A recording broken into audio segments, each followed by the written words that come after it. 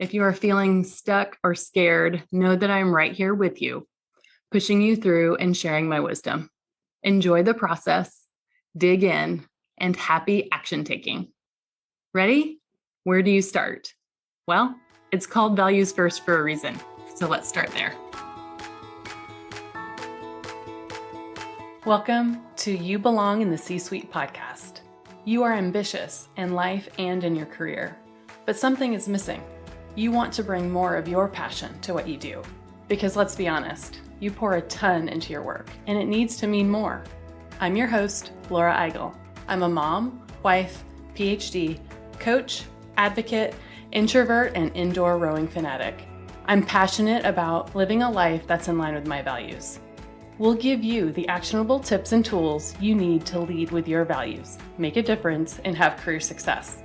The world needs more diversity and authenticity in the top jobs at organizations.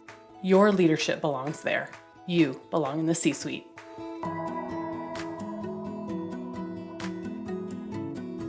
Hi there, friends. I am thrilled to announce that I've written my first book.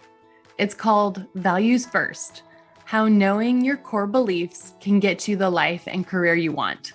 I have poured my heart into this book with personal stories and stories from coaching clients using the Values First framework. Between the constant pressure of job performance and demands on your time, it's easy to lose sight of your values, letting them shift out of alignment. Those simple misalignments are keeping you from feeling joyful and fulfilled. Learn how to recenter your life and career around what truly matters to you in Values First. Values First will be launching and available for purchase on April 12th. I want to make sure that you are the first to know about every book launch activity that we have in store, including the minute that the book is available and every online and in-person book launch celebration. So stay up to date by joining our list at thecatchgroup.com/valuesfirst. That's thecatchgroup.com/valuesfirst. In this week's episode, we are celebrating because when this airs, my book, Values First: How Knowing Your Core Beliefs Can Get You the Life and Career You Want, will be out in the world. Let's get started.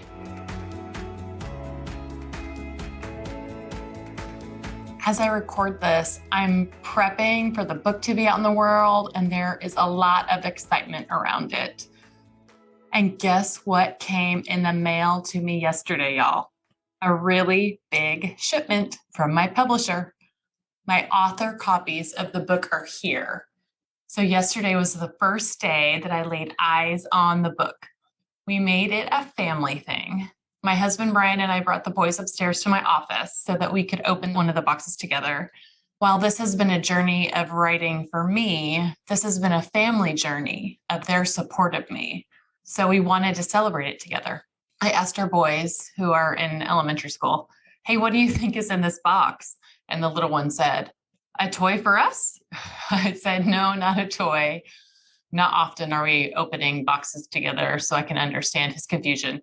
But I said, no, these boxes have the book Mommy wrote. Cool, huh? And he said, oh, yeah, cool. Let's open it. So as a family, we opened it and we all looked at the book, and it was a fun experience, like just having it in my hands, this thing that had only been words on a Word document or a PDF at this point. And here it is, this thing that I created. The boy said, cool, Mom, that's really neat. How many pages does it have? Do we have to read it right now? I said, no, of course you don't have to read it right now. I just wanted to open it together. So today I took more time to just dig into the book, to hold it, to have it in front of me physically.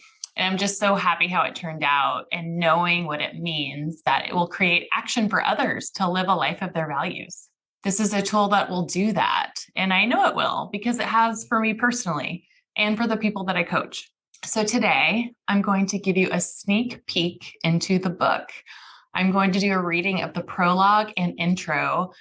And I'm going to be reading directly from a physical book that's in my hand. So if you want to find out more about the writing process, why I decided to write a book, I'd urge you to listen to last week's podcast, where Marie Fleming, my book coach, and I sat down to talk about all things book writing. But let's get started. Prologue.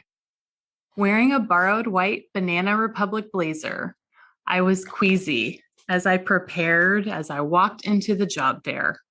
I had just defended my dissertation in graduate school and borrowed $300 from my parents for a flight and registration fee to attend a conference in Los Angeles.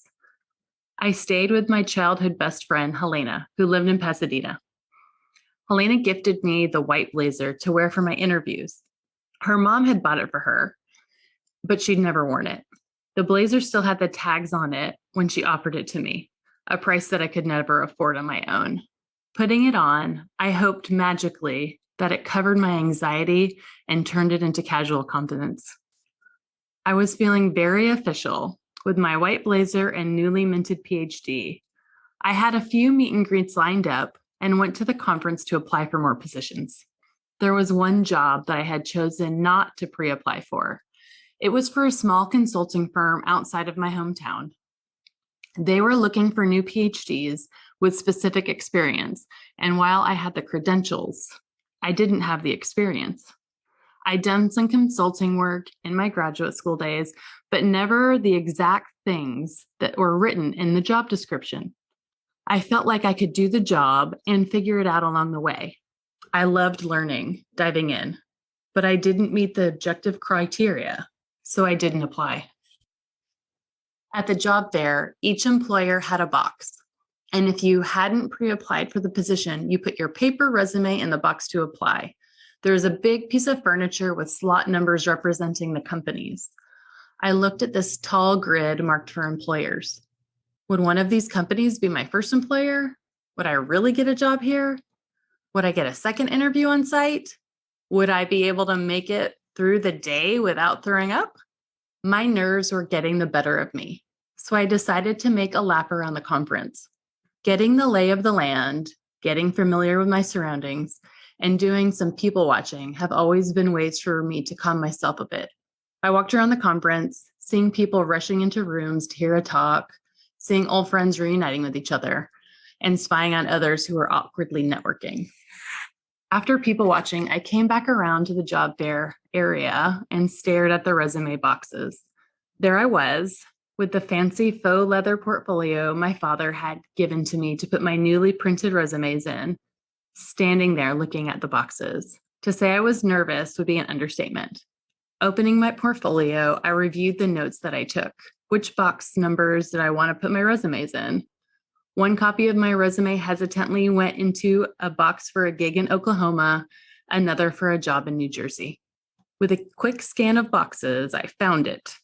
The box for the company I had chosen not to apply to. Because, I wasn't qualified for that one.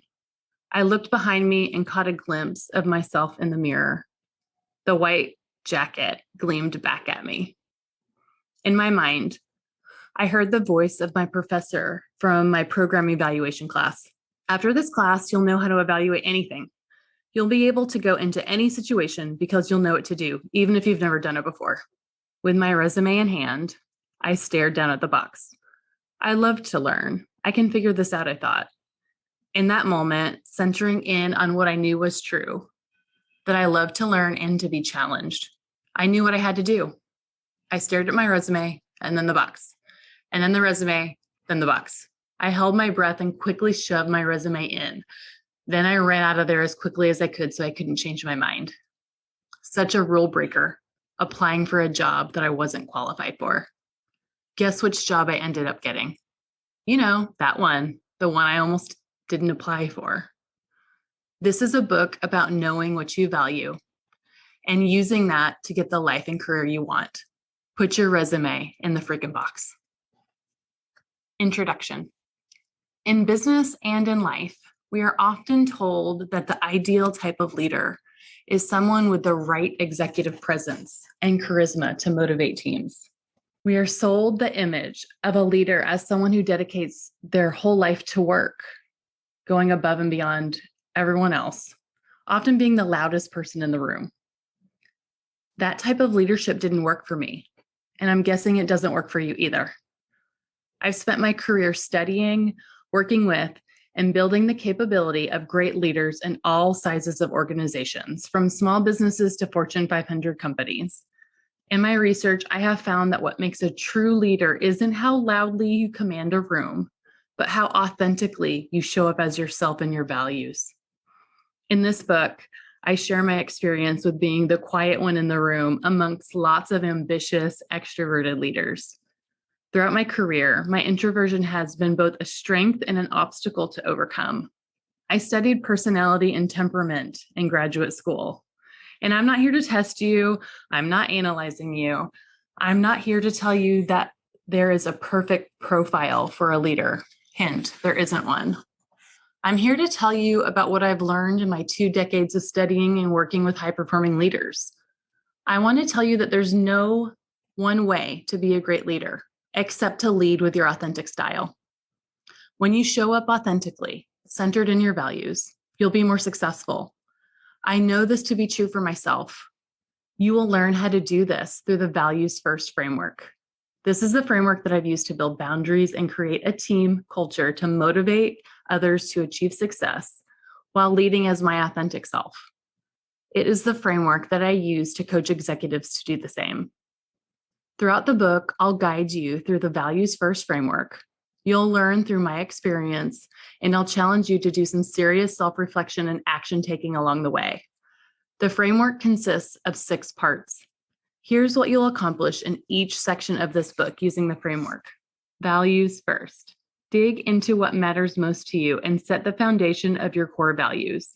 You'll also get clarity on what living those values looks like uniquely to you. Audit time. Review your time to see where your values do and don't show up in your life, and learn how to use your values to make difficult decisions at home and at work.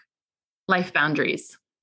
Set your values first priorities to create the boundaries you need to truly live the life that you want and create systems for keeping those boundaries in place. Uplifting others. Find the support you need from peers and mentors to keep your boundaries intact and learn strategies to model your values with your team by building a values-first culture as a leader. Experiencing conflict. Create a plan now, so when conflict arises with yourself or your team, you can easily know what to avoid and how to move forward in alignment with your values. Sustaining values. Build an action plan to live your values and boundaries for the long haul. That's your full values-first action plan and what you'll go over in each section. To get the most out of this book, here's what you need to do. Download the free Values First workbook at thecatchgroup.com/valuesfirst. Pause now and go get it because you'll want it throughout this book. Print the worksheets out so you can write directly on them. Use the stories in this book as an example of how to implement the Values First framework in your life. And take action. Do the worksheets and make the changes needed in your life to live with your values first. And join our Values First community and get extra support at thecatchgroup.com/valuesfirst. In this book, I'll tell you stories about my missteps, my learnings, and some of my proudest moments while referencing the stages in my career. I've held multiple roles, from having my first job as a consultant fresh out of graduate school to being a first-time manager, to holding a job in the C-suite as a chief learning officer and later founding a company. I've been an individual contributor, didn't have a team or anyone reporting to me, had one direct report, led small teams, and also led big teams. I've managed people who have managed other people. I've been in many different roles, had promotions, lateral transitions, and have switched companies throughout my career. I've had many managers, including some that I couldn't stand and some that still motivate me to grow and learn today, even though I don't work for them anymore. As I share with you my many lessons learned, I'll recount stories from my own experience to the best of my recollection. Consider this a career memoir with actionable tools. I've changed the names of some individuals and all companies to give them confidentiality. I'll use the below timeline to reference my career. Early career, first job consulting, individual contributor, and manager at a Fortune 50 company. Early mid-career, executive, leading leaders at a Fortune 50 company. Mid-career, senior executive, leading teams at Fortune 50 company, C-suite position in a smaller organization, and late mid-career entrepreneur and executive coach. My goal is to bring more diversity and authenticity to the workplace. I want to see more authenticity from those in manager positions, senior leaders, and C-suite leaders. That's the mission of my company, the Catch Group, to accelerate the careers of women into more leadership positions and to get more diversity and authenticity in the top jobs at organizations. After being in corporate America as an executive in Fortune 50 companies and in the C-suite myself, I've left my big job to pursue what mattered most to me. What mattered most? My values of growth, development, and advocacy to build a company that focuses on accelerating the careers of women. Every day, I get to coach high-achieving women, individually or through group coaching. The only way to make change and lead with your values is to do the work. The good news is I've made it easy for you in this book, outlining the steps that you can take and helping you through the full values first framework process. Plus, I have support on my website, including a workbook, weekly tips, and my podcast, You Belong in the C-Suite. Get the help you need at thecatchgroup.com/valuesfirst. I hope this book helps you understand a perspective that's different than your own. This is my perspective. And let me tell you, as an introvert, it is both freeing to get this down on paper and also extremely terrifying that it is now out in the world. If you are feeling stuck or scared, know that I'm right here with you, pushing you through and sharing my wisdom. Enjoy the process, dig in, and happy action taking. Ready? Where do you start? Well, it's called Values First for a reason. So let's start there. If you don't have your copy yet, it's called Values First, How Knowing Your Core Beliefs Can Get You the Life and Career You Want. And it's now available on Amazon. Grab it there, and don't forget to download the free companion workbook at thecatchgroup.com/valuesfirst. Remember, your leadership belongs here. You belong in the C-suite.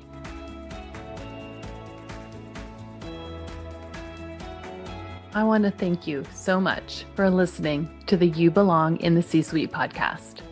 If you are enjoying this content, please remember to rate and review on Apple Podcasts. By leaving a review, you are helping others find this content. We will be featuring 5-star reviews on air in upcoming episodes. Editing and support for the podcast is done by S&E Podcast Management.